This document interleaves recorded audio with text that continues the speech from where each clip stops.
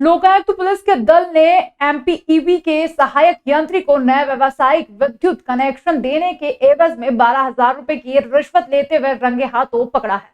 सहायक यंत्री ने एमपीईबी के एक विद्युत ठेकेदार के माध्यम से रिश्वत राशि मांगी थी। लोकायुक्त पुलिस के उप पुलिस अधीक्षक राजेश पाठक ने बताया कि एमपीईबी के ठेकेदार राधेश्याम सिसोदिया निवासी ग्यारसी नगर भैरवगढ़ ने लोकायुक्त को शिकायत दर्ज कराई थी।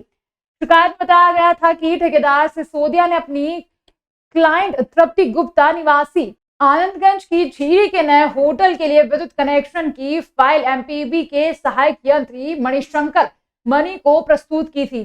सहायक यंत्री मणिशंकर ने विद्युत कनेक्शन की फाइल स्वीकृत करने के लिए 12,000 रुपए रिश्वत मांगी थी। इसके बाद ठेकेदार सिसोदिया ने लोकायुक्त एसपी को रिश्वत मांगने की शिकायत की थी। लोकायुक्त पुलिस ने जब इस मामले में जांच कराई तो शिकायत सही पाई थी। पूरी तैयारी के बाद शाम को ट्रैप करने के लिए लोकायुक्त ने ठेकेदार राधेश्याम सिसोदिया के माध्यम से सहायक यंत्री मणिशंकर को 12,000 रुपए की रिश्वत देने के लिए इंदौर गेट स्थित पूर्णानंद गणेश मंदिर के समीप बुलाया था। सहायक यंत्री मणिशंकर द्वारा रिश्वत राशि लेते ही लोकायुक्त पुलिस ने रंगे हाथों पकड़ लिया। एमपीईबी यंत्री मणि ने जो राशि मांगी थी उसमें 11,000 रुपए अपने स्वयं के लिए और 1,000 रुपए क्षेत्र के लाइनमैन विनायक राव के लिए मांगे थे। ठेकेदार का कहना है कि एमपीईबी के सहायक यंत्री द्वारा नए विद्युत कनेक्शन की फाइल पर रिश्वत राशि की मांग की जाती है। लोकायुक्त द्वारा की गई कार्यवाही के दौरान उप पुलिस अधीक्षक सुनील तालान, निरीक्षक दीपक शेजवार, हितेश नीरज, इसरार, महेंद्र, लोकेश सहित दल के सदस्य शामिल थे। एनएससी का नई कनेक्शन की मैंने फाइल लगाई थी एक होटल के कनेक्शन के लिए।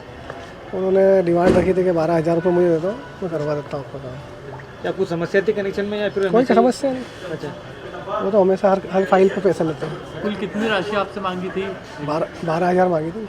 कहाँ पर कनेक्शन करना था और किसका? यहाँ पे आनंदगंज जी झीरी है ना, यहाँ पे होटल खुला है एक नया गुप्ता जी का, तृप्ति गुप्ता का नाम से है कनेक्शन।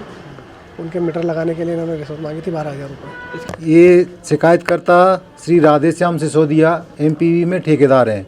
ये लोगों के विद्युत कनेक्शन दिलाने का कार्य करते हैं।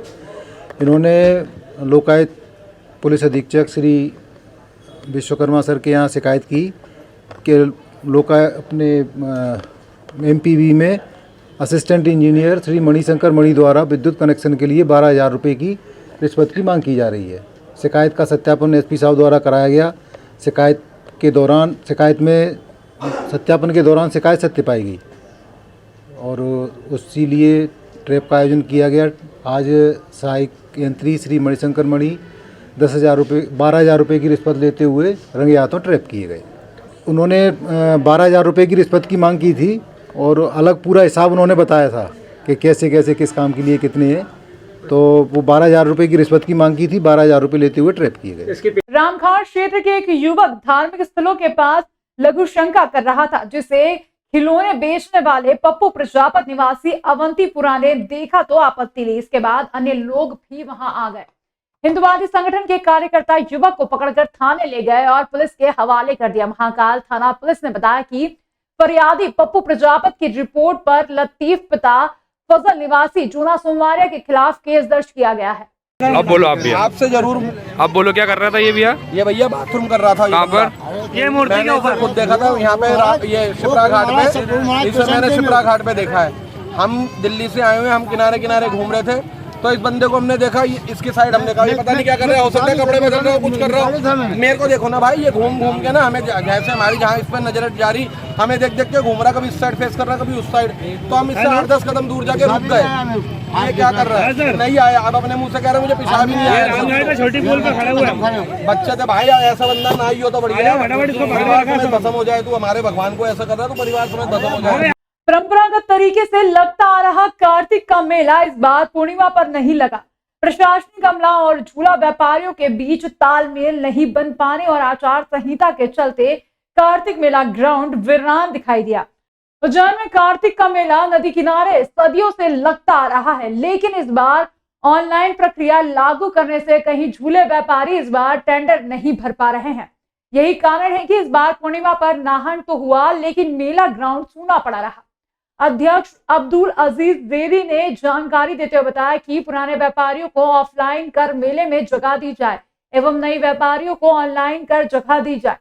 इस बात से हम सहमत हैं, पर 80 साल से मेले में लगा रहे दुकान व्यापारियों को भी ऑनलाइन जगह दी जाएगी तो हमारा विरोध जारी रहेगा। ऑनलाइन प्रक्रिया में 5 गुना पेज बढ़ा दिए गए हैं, जिसका असर मेले में घूमने वाले लोगों पर पड़ेगा। साथ ही ऑनलाइन टेंडर में कई अपराधी किस्म के लोगों ने अपने परिवार के नाम पर टेंडर भर दिए हैं। यही कारण है कि जो परंपरागत तरीके से मेले में अपनी दुकान और झूले लगाते आ रहे हैं, लोगों को इस बार मेले से दूर रहना पड़ रहा है। मेले के व्यापारियों ने इस बार मेले का बहिष्कार कर दिया है, क्योंकि प्रशासनिक अमले और मेले के व्यापारियों के बीच तालमेल नहीं बन पा रहा है। फिलहाल मेले के व्यापारियों ने निगम कमिश्नर से चर्चा की बात कही है, उसके बाद ही पता चल सकेगा कि इस बार कार्तिक का मेला लगेगा या मैदान ऐसा ही वीरान नजर आएगा। और झूले उनके नाम से हमारे भी व्यवसाय मिट गए। अगले साल हमसे पैसे लिए गए और सबसे बड़ी बात यह कि हमारे जो अमानत राशि है वो भी हमारे को नहीं दी गई है। अमानत राशि भी हमारी जमा, उसके बाद ये धोखाधड़ा के हो रही है हमारे संग में। हमने हाथ पैर जोड़ने के बावजूद भी नहीं समझ रहे अधिकारी। हम उज्जैन के निवासी और हमारे को बेरोजगार किया जा रहा है, हमारे बच्चों का हक छीना जा रहा है और हमारे झूले वाले 2-4 तो मर भी गए इसके कारण। अगले साल भी 2 मर गए, पर नगर निगम ने कोई ध्यान नहीं दिया। इसके पहले भी 2-3 मर गए। अरे हर साल हमारे झूले वाले कम होते जा रहे हैं, इसके जिम्मेदार कौन? प्रशासक को इस चीज़ पे ध्यान देना चाहिए कि झूले वालों का ध्यान रखे, हमसे हाफ लाइन किया जाए। और जो गुंडे मावाली है, जो गलत नाम से टेंडर भर रहे हैं, उनको नहीं दिए जाएँ। ऑनलाइन प्रतिक्रिया का विरोध कर रहा है। इसके लिए हमने निगम के सारे वरिष्ठ अधिकारियों, कर्मचारियों और जनप्रतिनिधि, महापौर है, सभापति हैं और निगम आयुक्त है, सबको आवेदन दिया। और जिला कलेक्टर को आचार संहिता होने के बाद जिला कलेक्टर महोदय को भी दे दिया हमने आवेदन। MP जो है कि उससे पोस्ट से हमने राज्य निर्वाचन आयोग को भी शिकायत भेजी। हमारा सिर्फ ऑनलाइन प्रतिक्रिया का विरोध है। हम फिर कह रहे हैं, दोहरा रहे हैं, इससे पहले भी हमने दोहराया कि इसमें गुंडे, बदमाश, हत्यारे ये अपने ऑनलाइन आवेदन नौकरों से डलवा के और अपने कर्मचारियों से डलवा के, अन्य रिश्तेदारों से डलवा के और जगह हथियाएंगे और हमारे कमज़ोर और जो है कि मध्यम परिवार के लोगों का पेट काटा जा रहा है। तो हम इसका विरोध कर रहे हैं। ऑनलाइन का ऑफलाइन कर दिया जाए। हमने फिर वो दोहराना है कि 10% बढ़ा दो और हमें बिठा लो, पुराने वालों को बिठा दो। दूसरों से भी जो लोग आ रहे हैं उनसे भी हमारा विरोध नहीं है भाई। बहिष्कार हम सिरों से कर रहे हैं। आज फिर उस बात को दोहराते हैं कि हमारा बहिष्कार है क्या। और एक जिम्मेदार अधिकारी ये कहता है कि झूले वाले गरीब है, 30 झूले वाले गरीब वो 15 झूले वाले अमीर। तो ये कौन सी नीति चली जा रही है नगर निगम द्वारा? बीते दिनों की हुई मौसम की पहली मावठा की बारिश फसलों के लिए राहत लेकर आई है। जिले भर में रात भर हुई बारिश ने खेती को तर कर दिया। इससे इलाकों के किसानों को लाखों रुपए का फायदा हुआ है। बारिश से किसानों के चेहरे खिले हुए हैं। किसानों की माने तो फसलों पर बारिश की बूंदें सोना बनकर बरसी हैं।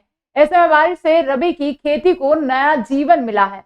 खासकर गेहूं की फसल के साथ सरसों और आलू को भी बारिश से भारी राहत मिली। जिले के किसान ने बताया कि पिछले 2-3 दिन से मौसम का मिजाज बदल रहा था। अचानक मौसम परिवर्तन से दिन के साथ रात भी ठंडक देखी जा रही है। मौसम के परिवर्तन होने के कारण किसानों को गेहूं की फसल के पकने को लेकर करीब 2 से 3 बार पानी की जरूरत लगती है, लेकिन मौसम ने अचानक पलटी खाई, जिसके चलते शाम को बारिश की हल्की बूंदें पड़ने शुरू हुई। रात होते होते बादल पूरे इलाके में खूब बरसे। मावठा की पहली बारिश होने से किसानों में खुशी का माहौल है।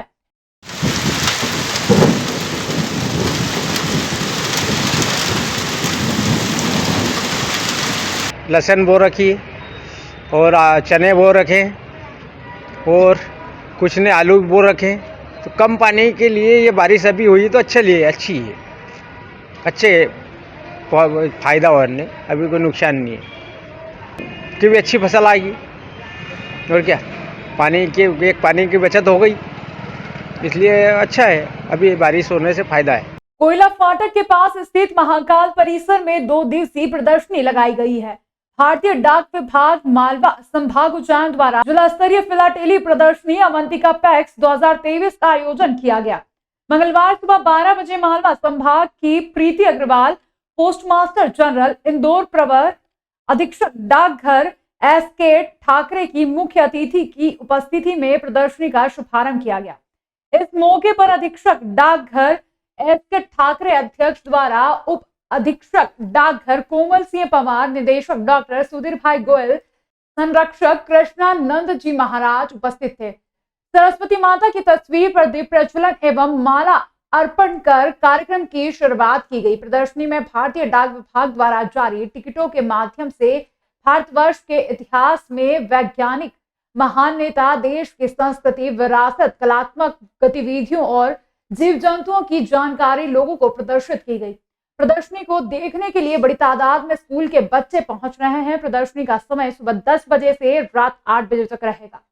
इस प्रदर्शनी के साथ ही स्कूली विद्यार्थियों के लिए विभिन्न प्रतियोगिता भी आयोजित की जा रही है। डिजिटल इंडिया विषय पर दोपहर 3 बजे से 4 बजे तक स्टेम डिजाइन प्रतियोगिता आयोजित हुई है और शाम को मध्य प्रदेश सामान्य ज्ञान, फिलाटेली एवं डाक विभाग सामान्य से संबंधित प्रश्नोत्तरी क्विज प्रतियोगिता हुई।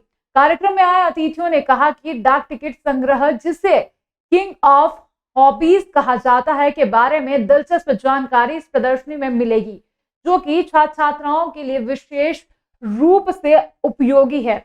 उनके मानसिक एवं संपूर्ण विकास में भी यह योगदान देगी। प्रदर्शनी में प्रवेश पूर्ण रूप से निःशुल्क रखा गया है। भारतीय डाक विभाग का पूरा स्टाफ उपस्थित था। हम आपको बता दें कि 400 रुपए सालाना में 100 लाख रुपए की भारी रकम की दुर्घटना बीमा की सुविधा भी डाक विभाग द्वारा दी जा रही है। आज हम लोग उज्जैन में 2017 के बाद पुनः जिला स्तरीय डाक टिकट प्रदर्शनी का उद्घाटन किया गया है।